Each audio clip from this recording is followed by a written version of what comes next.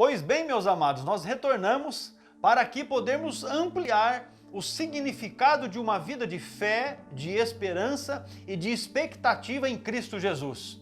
Para tanto, eu quero ler com vocês o texto bíblico da segunda epístola de Paulo aos Coríntios, no capítulo 4, e a partir do versículo 16 até o versículo 18, que diz assim: Por isso não desanimamos, pelo contrário, mesmo que o nosso homem exterior se corrompa, contudo o nosso homem interior se renova de dia em dia, porque a nossa leve e momentânea tribulação produz para nós um eterno peso de glória acima de toda comparação, não atentando nós nas coisas que se veem, mas nas que se não veem, porque as que se veem são temporais, e as que não se veem são eternas. Eu quero, meus irmãos, que vocês compreendam comigo uma seguinte situação. O apóstolo Paulo, que foi quem escreveu a epístola, a segunda epístola para a igreja em Corinto, era de fato um homem bastante experimentado e bastante vivido. E nós podemos verificar isso quando Lucas narra no livro de Atos dos Apóstolos as experiências que Paulo viveu desde o momento da sua conversão, todas as viagens que realizou para pregar o Evangelho, para anunciar o Evangelho, para fundar as igrejas as quais ele fundou, enfim, para proclamar a palavra do Senhor, para proclamar salvação e libertação aos cativos. Observem que Paulo era de fato alguém que reunia estas circunstâncias, que reunia estas características, porque ele escrevendo nesta mesma epístola aqui aos Coríntios, capítulo 5 e versículo 7, ele diz, porque não andamos por vista, mas por fé.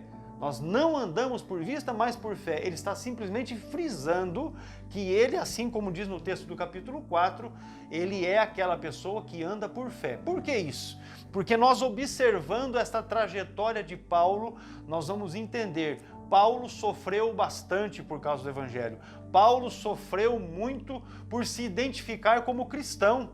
Quantas perseguições, quantas vezes apanhou, quantas vezes foi apedrejado, isso me faz recordar de quando ele escreve nesta mesma epístola, na segunda epístola aos Coríntios, no capítulo 11, a partir do versículo 22, 23, ele faz ali um relato, um breve relato, em alguns versículos, das dificuldades as quais ele enfrentou na vida. E ele fala de situações, de adversidades e de problemas que muitas vezes nós sequer vamos enfrentar, porque ele fala de ter passado fome, frio, nudez, ele fala de perseguição, ele fala de açoites, ele fala de ser apedrejado, ele fala de naufrágio, enfim, ele narra, e você pode depois, pegando a sua Bíblia, ler para constatar. Segunda epístola que ele escreve aos Coríntios, capítulo 11, a partir do versículo 22, ele diz a respeito da sua experiência de vida. Então ele foi alguém que sofreu, ele foi alguém que passou dificuldades as mais diversas para poder anunciar o Evangelho, para poder, na verdade, viver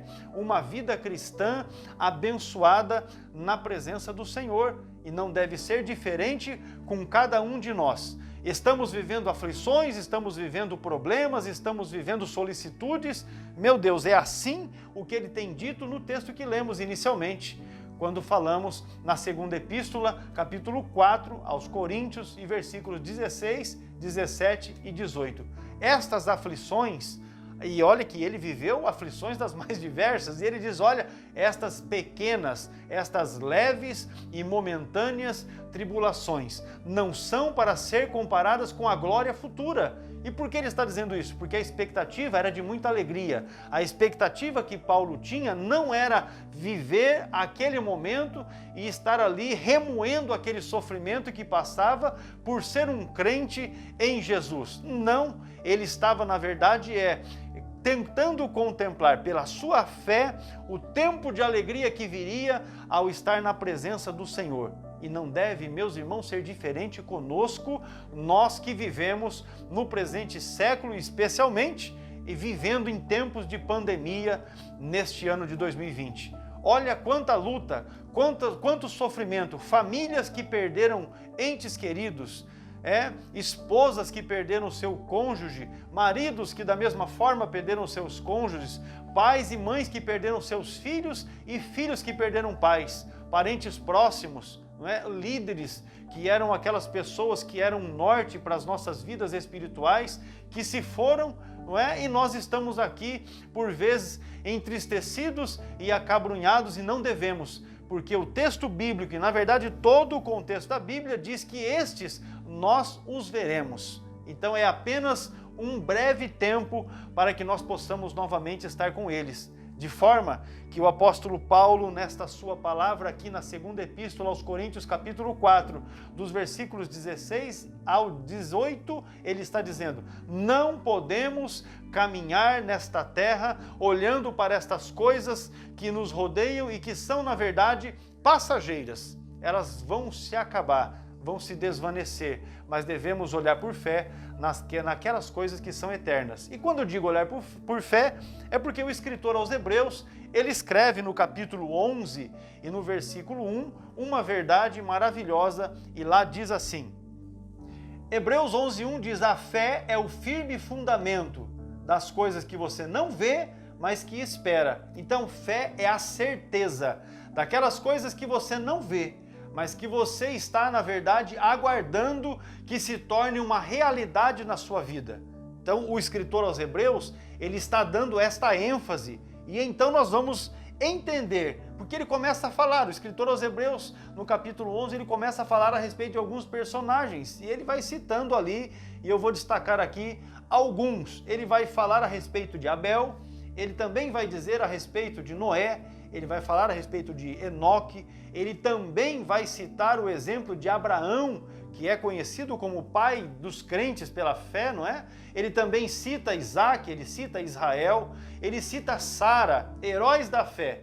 E quando ele faz esse fechamento a respeito desses personagens que eu citei, então aí eu vou ler o texto, porque em Hebreus capítulo 11, versículo 13, o texto diz assim: todos estes morreram na fé, sem ter obtido as promessas, vendo-as, porém, de longe e saudando-as, e confessando que eram estrangeiros e peregrinos sobre a terra.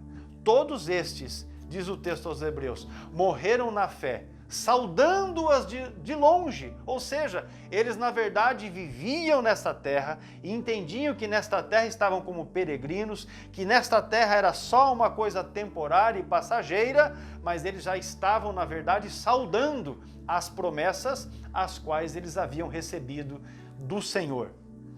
Nós também temos recebido muitas promessas da parte do Senhor e devemos viver por elas. Não obstante, o escritor aos Hebreus também, no capítulo 12, que é justamente o capítulo seguinte, quando ele fala a respeito dos heróis da fé e da maneira como estes viveram, no capítulo 12, ele deixa aqui um relato abençoado e ampliando a sua palavra aos seus ouvintes, ele também nos deixa um exemplo, e esse não tem como nós deixarmos de mencioná-lo, não é?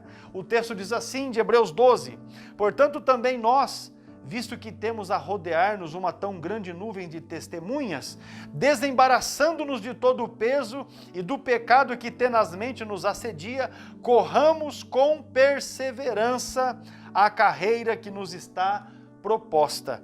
Observem, o escritor aos Hebreus, ele está dizendo que há uma nuvem muito grande de pessoas que nos rodeiam e que estão olhando para nós. E estas pessoas estão vendo qual é a nossa confissão de fé. Essas pessoas estão observando como é o nosso viver por fé. Eles estão observando qual é o nosso testemunho de viver por fé. Eles estão observando isso em nós. É como se eles estivessem fazendo uma leitura das nossas vidas, como se fossem ela a própria vida de Jesus em nós. Então é este o ponto que nós devemos estar prestando atenção. E ele diz, não é? Ele sugere aqui o escritor aos Hebreus que esta carreira que nos está proposta, ela deve ser corrida com perseverança. E por que deve ser com perseverança? Porque os problemas que estão aí, eles vêm, na verdade, para nos firmar, para nos fundamentar, para nos moldar e para nos prepararmos para sermos melhores e vivermos melhor nessa vida. Entendeu como é? Então, agora observe o que ele acrescenta, e isso está no versículo 2.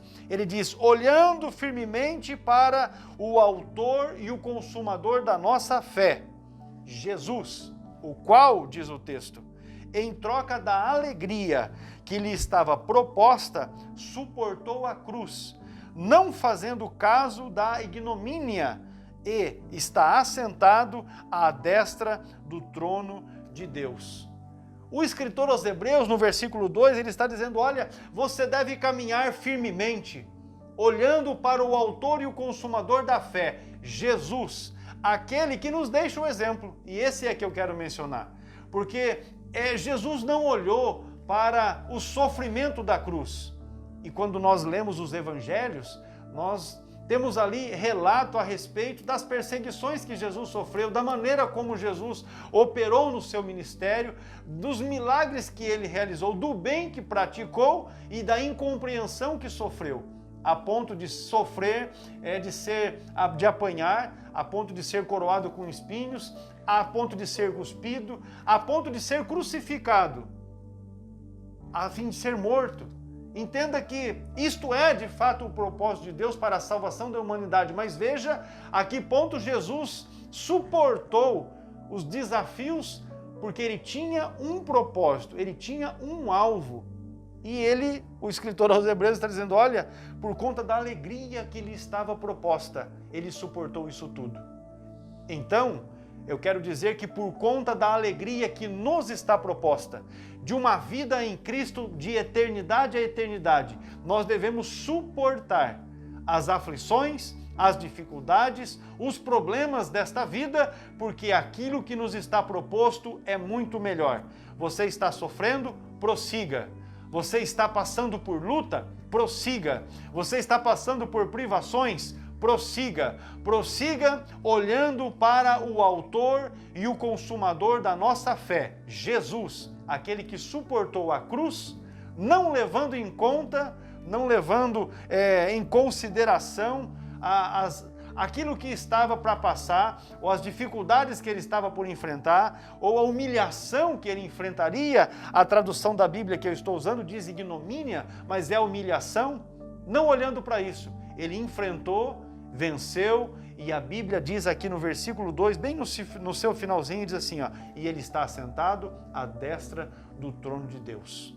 Quando nós lemos o texto de Apocalipse, capítulo 2 e 3, as cartas que Jesus fala ali para os 7 pastores, para as 7 igrejas da região da Ásia, você vai observar ali que para cada uma daquelas 7 igrejas havia uma promessa, uma proposta de bênção para aqueles que fossem vencedores, ou seja, aqueles que perseverassem, que lutassem e que corressem a carreira e chegassem vitoriosos até o fim. Para cada uma daquelas 7 igrejas, ele diz assim, ao que vencer, ao que vencer, ao que vencer. Para uns ele diz, olha, assentará comigo no trono. Para outros ele diz, olha, dar-lhe-ei de comer da árvore da vida. O fato é que para aquele que vencer, tem bênção. Se esforce um pouco mais, se empenhe um pouco mais. Ande por fé e não por vista, porque quem anda por fé chegará num bom termo. Deus abençoe a sua vida, Deus abençoe a sua família, que você tenha um tempo de refrigério na presença do Senhor. Deus abençoe.